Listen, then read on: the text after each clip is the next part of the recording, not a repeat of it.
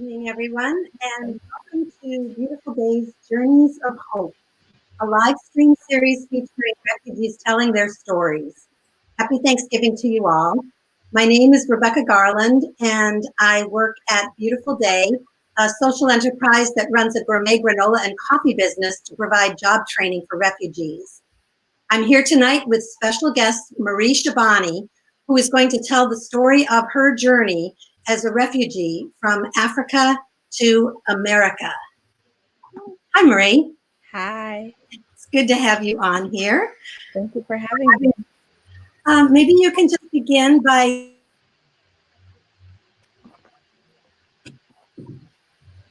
I'm sorry, I didn't hear you. telling us where you were born. Yes. So I was born in Bukavu, Democratic Republic of Congo. Yeah. And for those of you who aren't quite sure where that is, maybe we can show a slide really quickly. You can see that the Democratic Republic of the Congo is located in that purple region, which is, you can see where Africa bends to the east. That's called East Africa. Can we have the next slide, please? As you can see, this is a little bit closer. On the left is a picture of the Democratic Republic in yellow. And on the far eastern side, you can see a series of lakes. And that's called the lake area for obvious reasons. And if you look on the right, you can see an area kind of blown up on that on the eastern part of the Congo. And you can see there's Rwanda, there's Burundi, and a little bit to the west of Rwanda, right at the southern tip of Lake Kivu, is where Bukavu is located. Can we have another slide?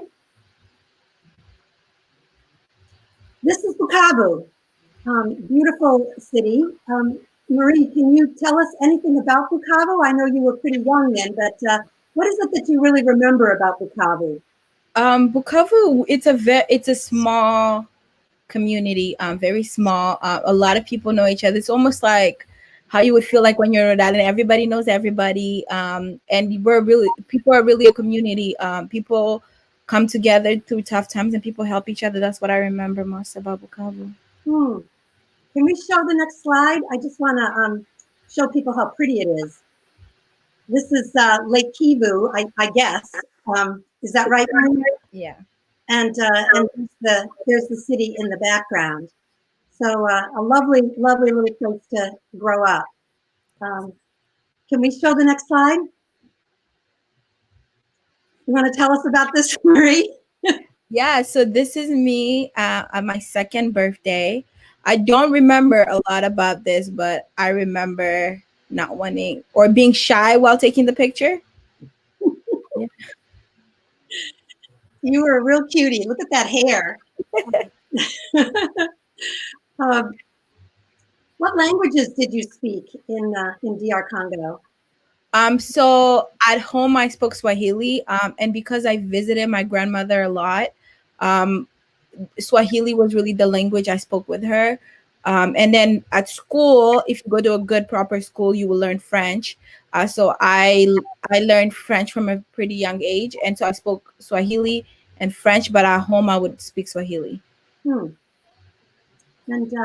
where did you go to school? I went to a school called Umoja, which means together or one. Yeah. Yeah. Can we have the next slide? I'd just like to show this one to our viewers. Can you tell us about this picture? Yeah, so that's my dad, Clement Shabani, and my little brother, Pio. I don't remember this day, but yeah, that is us, and that's me, bald, because we had to shave our hair off for school, because hair takes time and money, and so for kids to feel equal, and they told us to shave our heads so kids who couldn't get their hair done couldn't feel less than. So if you couldn't afford to have your hair done, you wouldn't feel like you were less than or left out. Right. So all the kids had to shave their hair? Yeah, the girls, a lot of the girls had to shave their, the boys too, but for boys haircut it's almost like, it's not the same as girls hairstyle, but I remember all the girls had to shave their head. Well, you look really different here than you did in your picture of your 2-year-old self, where Yeah. your hair was all curled up and really done up. Yeah. How did you feel having your hair shaved like that? Um, Honestly, I didn't feel anything towards it, just because I feel like it was something that I knew happened, like having older cousins and older sisters, like their head was also shaved, so it wasn't nothing to it. Hmm. Hmm. What did your parents do in the Congo? My parents were activists. And they worked to help women become self-sufficient members of their communities. They helped them with a lot of things. With They didn't only advocate for them to get an education, but they also helped with food, and stuff like that. And the government wasn't happy with the work that they were doing, because they were educating these women and showing them the problems that their society had, and that they had the power to change it. Yeah. Some of our viewers might remember the real difficult political times in Rwanda. And as you saw from the map, Rwanda borders right there on the edge of Congo. So I think it was inevitable that all the conflict there would spill over into the Congo. Did you experience any of that, Maureen? I don't remember, um I don't remember any of it, but I just remember the environment not being safe. Mm-hmm. Mm-hmm. So why did you have to leave? We had to leave the Congo because my parents did not want to stop the work that they were doing. They really believed in helping women, but the government was not for that, and it started slowly, till it escalated. It started with threats to my parents, like, you need to stop your work, you shouldn't continue it, and my parents saying no, keep doing what they're doing, to a point where they burnt our house, and that's when we knew it was really dangerous. And I think my parents were like, not for our safety, but for our children's safety, we have to leave the Congo. So they left because they were concerned about you guys. Yeah. Yeah. How many brothers and sisters do you have? I have three younger brothers and two older sisters. So there were 6 of you in all, Yes. and they basically felt that you were not safe and that they needed to find another place where you could grow up safely. Yeah. So where did you go? From there, we went to Uganda. But Uganda is close to the Congo, and we knew that that wasn't safe. And so we went to Thailand. To Thailand. Yes. How did you end up in Thailand? We ended up in Thailand because my parents had a friend who had previously been in Thailand, and they learned that because Thailand has a lot of tourism, it's very easy to get a visa there. And so that's what happened. The To get a visa for the whole family was just so much easier than going to another country, and we got a tourism visa, so like a couple that will last us a couple months in Thailand. A couple of months. So you had a tourist visa as opposed to a residential visa. Yeah. So you just anything to get out of the country, anything to leave Uganda, and this was the easiest way. Yes. Can we see the next slide, please? What's happening here? You guys are so cute. So that's me and my brother, and you could see we were very excited to leave Uganda, that we decided to dress up. But that's us arriving in Thailand. Yeah. You look pretty excited. How old are you? I believe I am 7, and I don't know how old. I feel like Pio is 5. Yeah. I love his bow tie. So you were really excited to go. What was it like in Thailand? The first couple months that we were there, it wasn't too bad. I mean, we're still trying to figure things out, and our visa still hadn't expired. But after a while, our visa expired in Thailand, and life became pretty hard. And due to the fact that we weren't there as residents, my parents couldn't find jobs, um, and a way for us to have food and rent. All those things became really hard, and my parents started seeking help at churches and stuff, and places like that, and places that were helping people in need, and so that's how we were able to get food and pay for rent. That sounds really, really tough. Um, you had to basically um, pretend like you were supposed to be there when you were not really legal. Is that correct? Yes. Yeah. If you could take the slide down, then our viewers can get a better view of both Marie and me. Here we are. So, where did you go to school in Thailand? How could you go to school if you weren't there legally? Yeah. So when we got there, the first couple of months we got registered to go to school, in the refugee center. So there was a little refugee center, in Bangkok, Thailand. Like, it wasn't big, but a lot of families went there to spend time instead of being at their house, because a lot of families didn't really have anything to do. And so they had a little school there that would help refugee kids learn English, just basic English and basic mathematics. Um, and after a while, my dad and mom realized that that was not going to be enough for us. That little math and that little English that we were getting there wasn't gonna wasn't gonna be enough, and especially if we were gonna come to the United States or any other country, that wasn't we would be way behind when we got resettled to a country.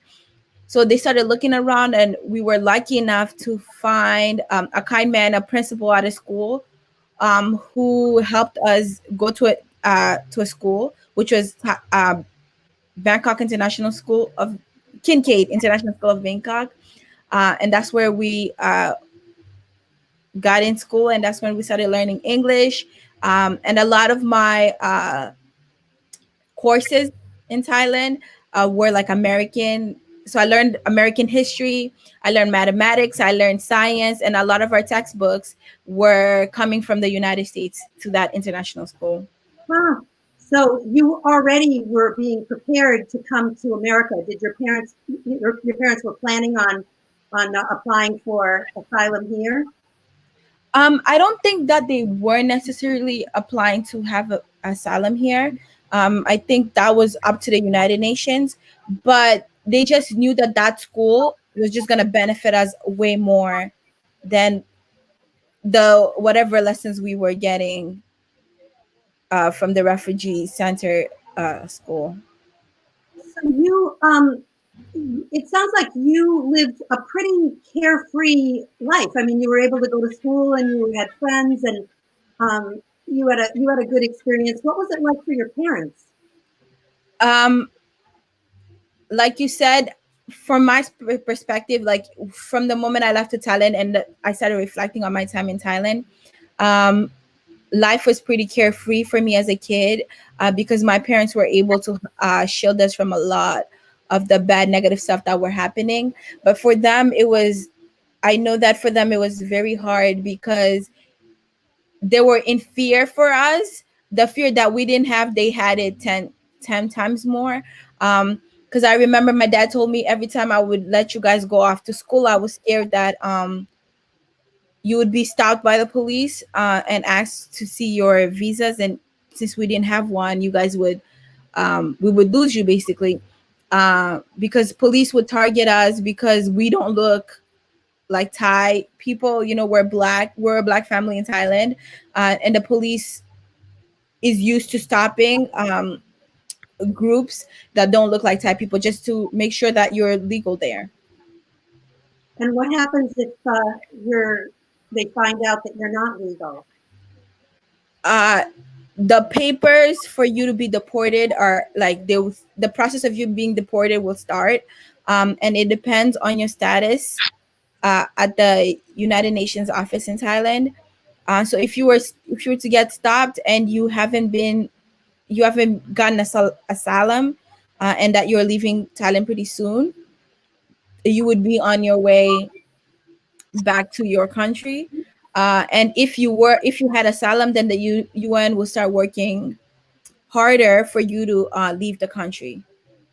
So your parents were, while you were there, your parents were applying for asylum from the United Nations. Is that right? Yes. And what kind of papers did they get from that?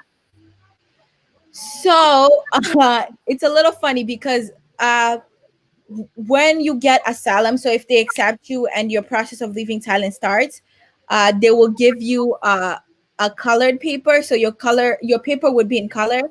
And if you were rejected or if your status hasn't been you haven't been accepted yet, they will give you your paper, your documents will be in black and white. So if you were carrying a black and white piece of paper, that was not good. But if Yeah, you were it wasn't good. No. colored paper, that meant that you were in the process of being accepted. Is that right? So Yes. when the police stopped you, they would be looking not just at your papers, but at whether like your photograph was in color or not. Is that right? Yeah, yeah. And some police officers, if your color was in color, they would let it go because they know you're probably gonna leave Thailand soon. But if it wasn't, then they would also take that opportunity to, bring you back to jail. Well, that sounds pretty stressful, especially for your parents, and especially it sounds like their priority was to shield you and to protect you from any of the stress that they were going through, so that you could have a pretty normal childhood. Yeah. Yeah. How long were you in Thailand? We were in Thailand for 5 to 6 years. So 5 years and a couple months. How is it that you weren't stopped and that you weren't somehow identified as being there illegally for 5 years? I know. It's it's honestly a miracle. And I think one of the things that my parents did was we moved away from the place that we originally came to in Bangkok, Thailand. So we moved more in the suburban areas where there wasn't a lot of activities, like a lot of refugees weren't there. And the fact that we were more settled in and we went to a good school, and people, when we walked by, people would see our uniform. I think people, it kind of like blinded them kind of from the truth that, like, oh, they might be here permanently because you're going to a good school, they have good house that they stay in, and maybe that helped a little. Yeah, sounds like it. So finally, you came to the U.S. Yeah, How old were you? I want to say I was 13. 13. And what was it like when you first got here? It was it was I remember when we got the news that we were leaving soon. We were so excited, and coming here we were very excited. I remember the night before, the whole family didn't sleep, and when we got here we stopped by the airport in New York, and the first thing I experienced was the cold breeze just hitting us. And I remember I had this light leather jacket, and I immediately froze. Like I just stood in one place and I was shivering because it was so cold. But we were very excited to be here. What month did you come here? We came here in January. Oh gosh, the coldest time of the year. Had you ever experienced cold like that? No, never, never. I literally, from Congo, we get a lot of rain there, and then Thailand, it's summer all year round, and then here, I was not expecting it to be that cold. So then you ended up coming to Rhode Island from JFK. Yes. You went to school immediately, or did you have some time to sort of get used to being here? Um, We were, because we got here January 14, and I remember my first day going to school here was February 14 because it was Valentine's Day. So you had a month to kind of catch your breath before. Yeah, and settle in. Yeah. What was it like your first day of school? The first day of school was hectic because the middle school I went to was very crowded. And they had, I think it was like 300, 500 kids. And that was not the experience I had prior. And like moving, changing classes and going around the building, that was very hard for me. Yeah, but for me, my experience was way better than the experience that my brothers had because they were being bullied in school for being different. And for me, I didn't get that, but it was still very new, very different. Hmm. And I know that you just recently graduated from high school. Is that correct? Yes. Where did you go to school then? So after the middle school I was at, I moved to Sophia Academy. And I got in there seventh grade, and then for high school I went to La Salle Academy. And LaSalle is a private school. Yes, it's a private Catholic school. You're happy there, and Yeah, La Salle was a very good school. Because the biggest thing for my parents is our education, and so La Salle was able to provide a good education. It's a good school with good values, and I learned a lot there. But I also learned a lot. I also learned a lot about my peers at La Salle. Yeah. so what's next for you? You've graduated from high school. What's coming now? Next is I'm off to college. I'm going. I decided to take a semester off because of COVID, and I thought that by the end of this year we would have already figured it out. But I'm starting school in January at URI. Well, congratulations, Marie. So, That's absolutely wonderful. So, thank you. for our viewers, it is time to go. This is Marie Shabani, who is an employee at Beautiful Day. And if you enjoyed this presentation and would like to learn more, please feel free to leave a note in the chat. We would love to put you on our newsletter list or send you any resources that we might have. So if you'd like to leave an email, we would be delighted to continue the conversation. And so for now, we're signing off. And again, happy Thanksgiving and thank you for watching. Good night. Thank you.